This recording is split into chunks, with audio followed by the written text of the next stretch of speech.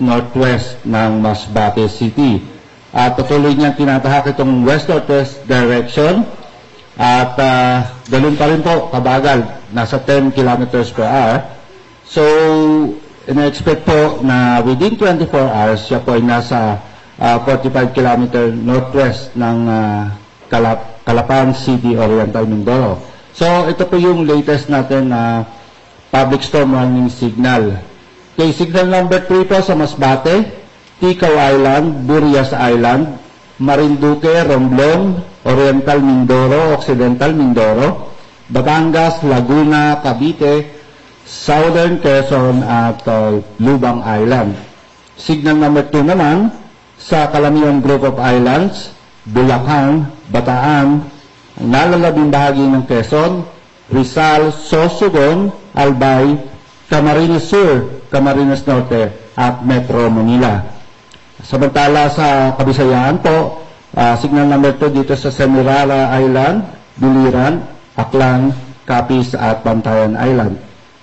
Signal number 1 naman dito po sa Polillo Island, Zambales, Polillo Island, Zambales, Nueva Ecija, Tarlac, Pampanga, Catanduanes, Northern Palawan kasama dyan ang Cuyo.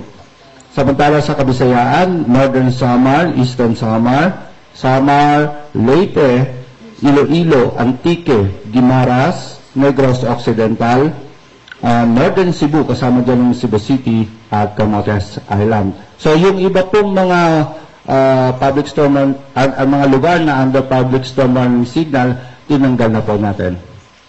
Okay, so yun po yung ating update, ano, at expected na pangatlong landfall, dito po sa Northern Mindoro, bukas po ng gabi, alas 6 hanggang alas 8. At ang epekto naman itong si Ruby ay mararamdaman dito sa Metro Manila starting tomorrow. At ang pinakamalakas na epekto nitong si Ruby ay mararamdaman naman bukas ng gabi, mga alas 8 hanggang alas 10. So, ganun pa rin ang mararamdaman na pag-ulan, moderate to heavy, sa kanyang 450 km diameter ng bagyo. So, lumiit po ng konti itong si Ruby. So, yun na po ating update.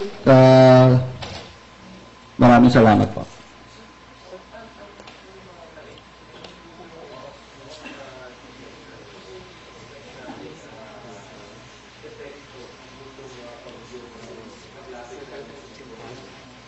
Okay, katulad po ng sinasabi natin, makararanasan yung moderate to heavy rainfall dito sa Metro Manila bukas, starting tomorrow, pero yung kalakasan niyan ay bago dumating yung gabi, mararamdaman lang sa Metro Manila yung mga paghangin, mga pag-ulan na malalakas.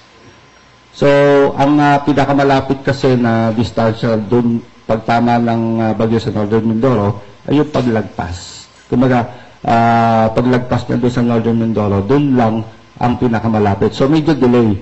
Ang tama kasi niya sa Northern Mindoro is 6 to 8. Mga after 2 hours saka lang mararamdaman dito sa Metro Manila. So, in terms of rainfall na expected sa Metro Manila, are we expecting it on the heavy to intense side or intense to torrential? Sa ngayon, ang ating forecast, nakikita natin kasi yung dala-dala ni Robin ng mga pagulan, moderate to heavy, at hindi ito natin i-discount na magkakaroon din paminsan-minsan ng mga intense rainfall. Okay. Yung, ano naman sir, hangin, yung gusty winds, what do we stand to expect tomorrow, mga 8 to 10, when the typhoon has gone past Northern Mindoro? Okay, katulad ng sinabi mo, may gusty winds tayo, maaring umabot pa nga ng, say, from 80 to 100 kilometers per hour. So, iyon kumbaga, hindi naman siya, sabihin natin maximum wind, hindi po ganon. Parang mga gustiness lang to na mararamdaman ng Metro Manila. So, even itong sa Southern Luzon, mas malakas po ang magiging epekto nito. Saan po? Actually, signal number 2 na sa Metro Manila. Ngayon po, 11 p.m. Hindi na siguro. unless mabago yung track niya.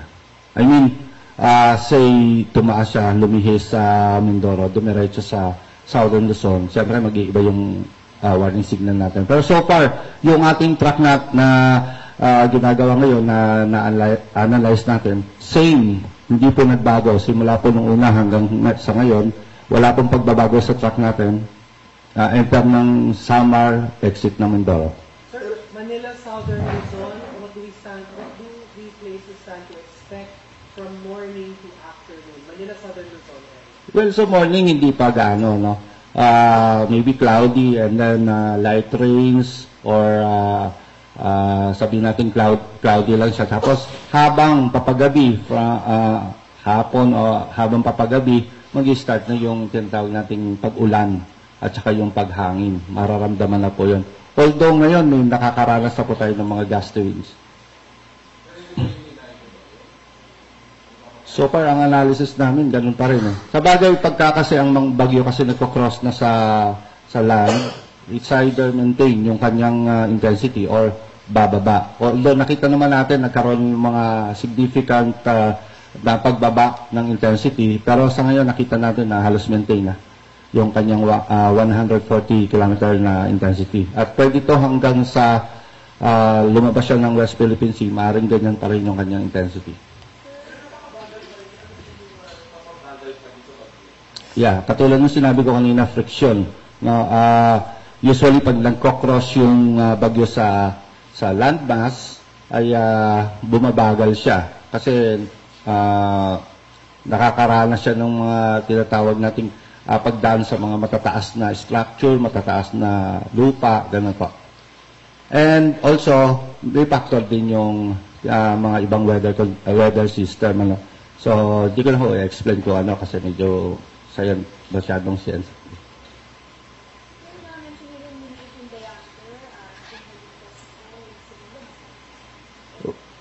Well, pagka lumiliit ang diameter, ibig sabihin may mga areas na i-spare na. Kumbaga, expected nung napagdaan ng bagyo ay kahit paano mararanasan doon sa dalawang gilid. Ngayon, hindi na. At saka nga pala, kung mapapansin nyo, third landfall itong Oriental Mindoro. So, ang nakita natin, hindi na siya dadaan dito sa may Sibuyan Island. Mababypass na po yun. Actually, nasa Sibuyan Sea na siya ngayon. Dediretso na po yan sa Mindoro. Okay. Thank you.